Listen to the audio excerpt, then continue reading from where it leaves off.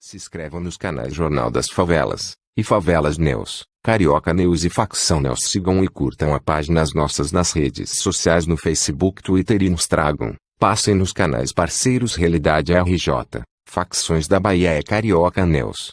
E que Deus abençoe a todos que me ajudam compartilhando vídeos e se inscrevendo no meu canal. Créditos ao Vice Brasil. Siga a Vice Brasil no Facebook, Twitter, Instagram e YouTube. Como as milícias no Rio controlam a economia das comunidades. Água, terrenos, imóveis, gasolina adulterada, transporte clandestino, cesta de alimentos, cigarros e muito mais fazem parte do portfólio de negócios dos grupos paramilitares. O sedã cinza do policial civil Claudezio de Souza Gomes amanheceu crivado de balas na esquina da rua Maria Joaquina, perto da estação de trem do bairro da Pavuna, zona norte do Rio. Ele estava dentro do carro e morreu na hora. Era manhã do dia 26 de outubro de 2018, e o assassinato, descobriu-se depois, foi queima de arquivo. Claudezio era envolvido com a comercialização de cigarros falsos na feirinha da Pavuna, um dos muitos investimentos da milícia carioca, e teria prisão expedida depois do segundo turno das eleições presidenciais. Não deu tempo. 15 dias antes, a Polícia Civil, para o qual Claudezio oficialmente trabalhava, havia apreendido 8.000 maços de cigarro da marca paraguaia Gift, aquele que custa R$3. A tentativa de prisão de Claudezio, e o homicídio, nos fazem entender o quão complexo é impedir o avanço da milícia no Rio de Janeiro. É como se a polícia investigasse ela mesma. O cachorro que tenta morder o próprio rabo. Tradicionalmente, as milícias são formadas por agentes de segurança como policiais militares, expulsos ou não da corporação policiais civis, bombeiros, agentes penitenciários ou quaisquer outras profissões em que seja permitido andar com uma pistola na cintura, debaixo da camisa polo. A milícia só passou a colocar medo na população carioca a partir do fim da década de 2000, mas o conceito é pra lá de antigo. Eles são a segunda geração dos grupos de extermínio do período da ditadura civil-militar, que aterrorizavam os bairros da Baixada Fluminense nas décadas de 1970 e 1980. O que diferencia as milícias atuais dos grupos de extermínio do passado é o portfólio de negócios que existe hoje com comércio de água, terrenos, imóveis, gasolina adulterada, transporte clandestino, cesta de alimentos, cigarros, entre outros. Isso confere a esses grupos um poder econômico muito mais amplo do que havia em anos anteriores. Além disso, esse poderio econômico permite a compra e venda de votos no período eleitoral, fazendo que políticos monopolizem determinada região, afirma José Cláudio de Souza Alves, professor da UFRRJ Universidade Federal Rural do Rio de Janeiro, e pesquisador das milícias há 26 anos. Na metade da década de 2000, esses grupos começaram a se consolidar pelos subúrbios cariocas com o argumento de limpar as regiões, evitando furtos, roubos e tráfico de drogas. Muitos políticos entraram na onda, achando que a prática os ajudaria a baixar os índices de criminalidade.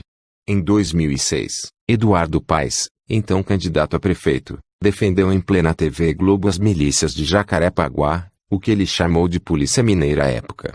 O presidente Jair Bolsonaro e o filho senador, Flávio, nem se fala. Aliás, é bom falar e relembrar que Queiroz, policial militar e amigo da família, ficou escondido durante semanas na comunidade do Rio das Pedras, uma fortaleza da principal milícia da cidade. A tolerância com as milícias garantiu votações ao longo dos anos de grupos de direita, além do atual presidente da República e seu filho, que defendem a lógica da execução sumária. Nenhum grupo político foi capaz de transformar essa estrutura, nem mesmo os governos anteriores de Lula e Dilma. Esses grupos nunca tiveram seu poder tocado e modificado, analisa Alves.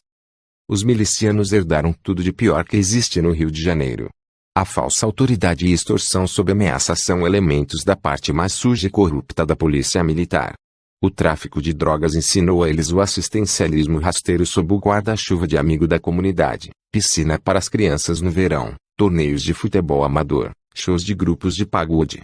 Com o tradicional jogo do bicho, o grupo aprendeu a estender seus tentáculos por todos os poderes da cidade, inclusive na política local, quando a partir dos anos 1990 não só comprava votos como também passou a se candidatar. A relação com a Câmara de Vereadores e Assembleia Legislativa é a face mais assustadora. Em 2008, o então deputado estadual Marcelo Freixo, PSOL, comandou a CPI das milícias, com auxílio de sua assessora Marielle Franco. O relatório final, que gerou tensão e ameaças, pediu o indiciamento de quase 300 políticos, agentes penitenciários, bombeiros e policiais. No ano seguinte, 246 milicianos foram presos no estado, entre eles parlamentares com mandato, como os ex-vereadores Jerominho, PMDB, e Nadinho de Rio das Pedras, DEM, assassinado a tiros ainda em 2009. A CPI das milícias apresentou ao governo estadual da época 58 propostas para combater a máfia. Pouco foi feito desde então. Sabemos as consequências, principalmente com Marielle e seu motorista, Anderson Gomes. A CPI foi importante por ter mostrado um raio-x detalhado da atuação desses grupos. Fez com que eles se transformassem, e no caso do Rio de Janeiro, ficassem ocultos. E, por isso, hoje alguns grupos de direita querem se apoderar da mesa diretora dos direitos humanos para soterrar todo e qualquer trabalho relacionado a milícias. Como de lá para cá nada mais foi feito em relação a essa estrutura, esses grupos foram crescendo econômica e politicamente. É determinante a manutenção desse legado para que as conquistas não sejam soterradas, opina Alves. Pague meu preço e se livre de mim. Intimidação é um dos pilares que alicerçam o poder dos paramilitares sobre comunidades inteiras. O gás, a água, o cigarro, a bebida, o telefone e a televisão. Tirando o sol que amanhece todos os dias na cidade, tudo passa pelo controle desse grupo. O comerciante José Alberto, morador de uma favela na Baixada Fluminense, foi recebido na porta do comércio aos gritos de encomenda. Eram 2 milicianos, armados até os dentes, que estipularam ao senhor o preço semanal de R$ 15 sobre o pequeno comércio de frutas e verduras. Às vezes eles vinham mais de uma vez no dia buscar a quantia. Em uma ocasião, eu tentei negar porque já tinha feito o pagamento, mas eles se exaltaram, armados até os dentes, e partiram para cima para pegar o dinheiro, conta. A lojinha, que fica numa ladeira íngreme, é um puxadinho feito em casa, reformado para complementar a renda do casal aposentado. Um morador do bairro de Jacarepaguá, na zona oeste carioca, conta que milicianos políticos se metem até na retirada de entulho da região. O serviço deveria ser feito pela Conlurb, Companhia de Limpeza Urbana. Precisei pagar a milícia para recolher o entulho da minha casa durante uma obra. 2 políticos da região, envolvidos com a milícia, brigaram entre si para ver quem ia ficar responsável por esse serviço. Não se dá um passo na rua sem consultá-los, conta Daniel, morador de uma comunidade em Jacarepaguá, zona oeste, área quase plenamente dominada pelo grupo. Um dos políticos citados faz parte da família Brazão, denunciada há anos por envolvimento com paramilitares. Tiago é morador da zona oeste e tem uma barraca numa praça. Ele diz também ser achacado. Os caras se identificam como seguranças, e são até bem educados. Nas primeiras vezes, eles pediam 2 fatias de bolo em troca da vigilância. Depois, passou a pedir R$ 10. Agora, pago 20. Eles chegam logo no início da noite, quando a gente ainda sequer abriu. Muitas vezes nem temos dinheiro trocado, mas precisamos levar de casa para não atrasar, comentou. A milícia age na lógica da extorsão e extermínio. O comércio é normalmente o primeiro a ser avisado que eles são os novos donos do local. O comerciante recebe o aviso de que, a partir de agora, parte do lucro sobre determinado produto deverá ser repartido. Eles atacam pequenos lojistas que vendem mercadorias essenciais à população do local, como o botijão de gás e o galão de água. Em muitas favelas cariocas, água potável ainda é luxo. Com todo mundo devidamente avisado, ameaça e consequência. Espancamentos, torturas e humilhações à luz do dia são o destino daqueles que rejeitam a oferta da milícia. São comuns casos em que o lojista aterra e passa o dinheiro conforme o combinado, mas o grupo paramilitar, por puro sadismo, entende diferente. O pagamento era feito até o dia 5 de cada mês, somente em dinheiro. Era preciso ter o valor desde o dia 1º porque eles nunca vinham na mesma data, nem no mesmo horário. O pagamento era feito no meu estabelecimento. Sempre vinham 3 carros. Um parava na entrada da rua, outro na porta do estabelecimento e outro no fim da rua. Sempre fortemente armados, relata o dono de um depósito de gás em Nova Iguaçu, na Baixada Fluminense, que precisava desembolsar religiosamente R$ 1.000 para manter o comércio aberto. Vodka, cigarro, maconha e pó.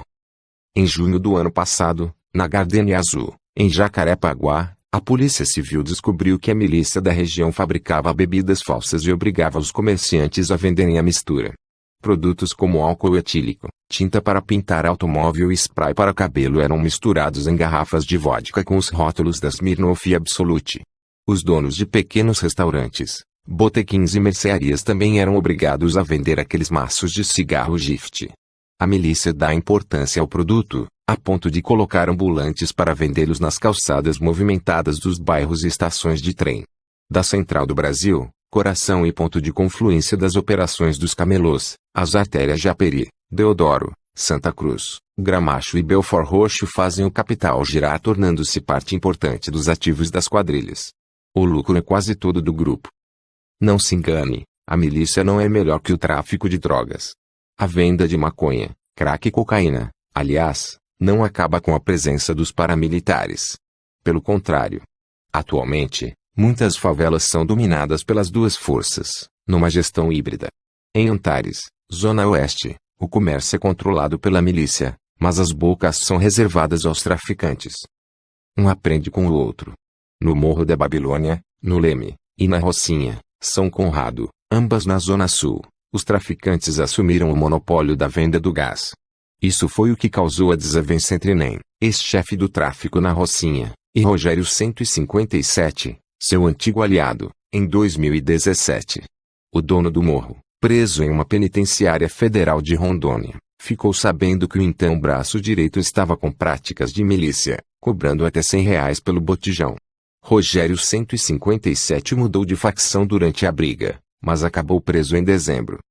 Em quase 5 décadas de existência, entre os antigos grupos de extermínio e a nova formação mais sofisticada, os paramilitares sequer tiveram sua estrutura ameaçada. Quando o assunto é milícia, governo e segurança pública parecem trafegar por vias diferentes.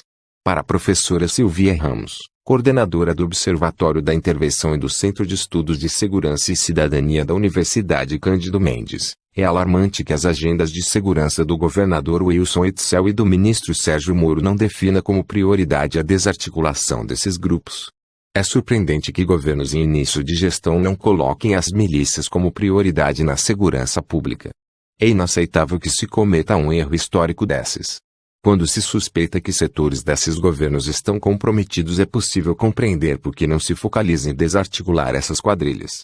Mas quando um governo diz que vai combater a criminalidade com força, torna-se inaceitável que não se definam esses grupos como prioritários, afirmou.